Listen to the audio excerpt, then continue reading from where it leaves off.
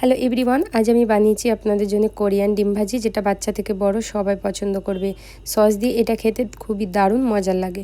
সবার প্রথমে দেখুন 4টি ডিম নিয়েছি। ডিমগুলোকে প্রথমে ফাটিয়ে নিলাম, দিয়ে দিচ্ছি 1 চামচ নুন, 1 চামচ কালো মরিচের গুঁড়ো দিয়ে খুব ভালো করে প্রথমে ডিমগুলোকে ফেটিয়ে নিতে হবে। তারপরে ব্যবহার করতে হবে কিছুটা পরিমাণ ভেজিটেবলস।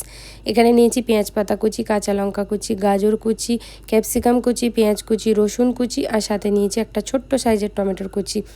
এগুলো সব দিয়ে খুব ভালো করে আমাদের মিক্স করে ফেলতে হবে ডিমের সাথে।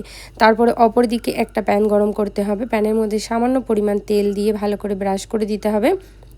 তেলটা ব্রাশ করা হয়ে গেলে ডিম থেকে 2 হাতা মতো ডিম এখানে দিয়ে খুব ভালো করে ছড়িয়ে দিতে হবে। পুরো প্যান বা তাওয়াতে আপনাদের ছড়িয়ে দিয়ে যখন একটুখানি মিডিয়াম ফ্লেমে রেখে দেবেন, যখন হালকাভাবে হয়ে আসবে তখন এইভাবে ঠিক রোল করে ফেলতে হবে।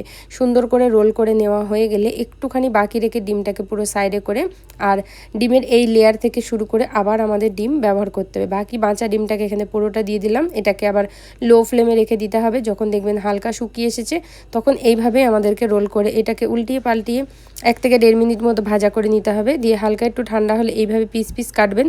তাহলে কোরিয়ান রোল ডিম ভাজি একদম আমাদের রেডি। খেতে যেমন এটা টেস্টি, দেখতেও সুন্দর হয়। এরকম ভিডিও পাওয়ার জন্য আমার পেজটাকে অবশ্যই ফলো করবে। Thanks for watching.